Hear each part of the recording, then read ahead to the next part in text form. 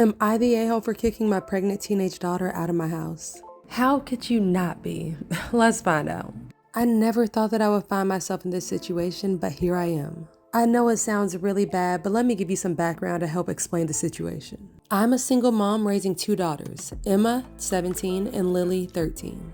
We've always been a really close-knit family, and I've always strived to create a loving and respectful environment for my kids. That being said, life took an unexpected turn when Emma got pregnant. Now, I want to clarify that kicking my daughter out of my house was not a decision that I took lightly.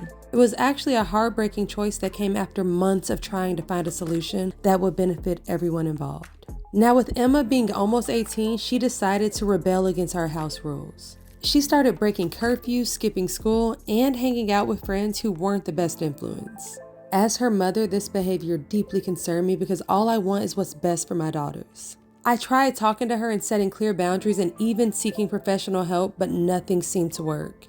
To make matters worse, Emma's disrespectful behavior towards me started rubbing off on her younger sister Lily, making the situation unbearable to say the least. Then I found out that she expected me to take care of her and the baby once it was born. She never once took any responsibility for her actions. As much as I wanted to support my daughter, her entitlement and lack of effort to change her ways had me feeling overwhelmed and exhausted. After numerous discussions and failed attempts to mend our relationship, I had to make the difficult decision to ask her to move out. It wasn't because I don't love her or don't want to be there for her. I was just hoping that the tough love approach would help her realize the consequences of her actions. When I asked her to move out, Emma blew up. She called me the worst mother in history and said that she never wants to see me again. I'm hoping that maybe when she gets older, she'll understand my decision, but I just had to do it. I know it may seem heartless and cruel, but when I thought about Lily and the negative influence that Emma's behavior was having on her, I knew that I had to prioritize the well-being of both of my kids.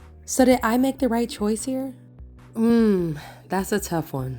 I mean, considering the circumstances, I can't call OP an a-hole. I know the decision might seem a little bit harsh, but I had to remember that she did try and help her daughter multiple times. Well, at least she said she did, but honestly, it does kind of make me wonder how good her parenting skills were to begin with her daughter being so entitled. And I know I probably would have drawn the line when I found out that my daughter was expecting me to take care of her kid when it was born. Now, if Emma was the only child, then I could kind of understand why the mom would still be willing to work with her daughter. But the fact that she had another daughter and it was having a negative impact on her, I just can't blame her. So I know this is a tough situation, but honestly, it's hard for me to give OP any more than a 4 out of 10 a-hole rating in this story. Now the daughter, on the other hand, I gotta give her an 8 out of 10 at least. Now maybe there was something that went on in her childhood that made her act so reckless, but there's just no good reason to be so disrespectful to your mother. Well, honestly, unless the mother is the problem. But based on the story, it doesn't seem like the mother is the problem. She seems loving and caring, but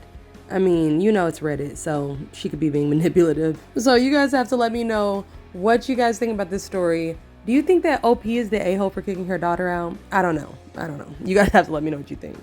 Also, I wanted to show you guys the part 2 video of my crystal box. So I made a new lid for this random colorful base to my jewelry box. And I had to keep it simple and basic because the base is so crazy. So I had to be kind of low-key with the lid so that nothing would clash. So for the lid, I tried a new technique that a lot of my followers have been telling me to try out. So a lot of times I get air bubbles when I use crushed stones or like crushed glass in my resin art. And that's usually because I put the crushed stones in first and then I pour the resin on top. And it's just really hard to get all of the resin into all of the nooks and crannies. So I actually found the method of mixing the resin directly into the crushed glass before I poured into the mold extremely useful. It didn't take hardly any extra time, and once I poured it in, everything settled perfectly. And as you can see with how the lid turned out, it's just no chips, no air bubbles, and I love it. You guys have to let me know what you think about this crushed glass and iridescent black glitter mix for the handle on this lid. Like, guys, I feel like I have to make something else with this because it's so freaking sparkly, so dreamy, and I love it. So now that I have the full box complete, you guys have to let me know what you think about the final results to this random and crazy colorful jewelry box. All right, besties, if you stayed all the way to the end, make sure that you leave black emojis in the comments so that you can show me that you're a true supporter. And as usual, I am so grateful for you guys. Thank you so much for sitting here listening to my crazy stories. Gives me something to do in my day, and I love to hear you guys' opinions. So make sure that you like and subscribe if you want more, and I will see you in the next video. As usual, stay kind, stay amazing, and keep on resonating. Peace.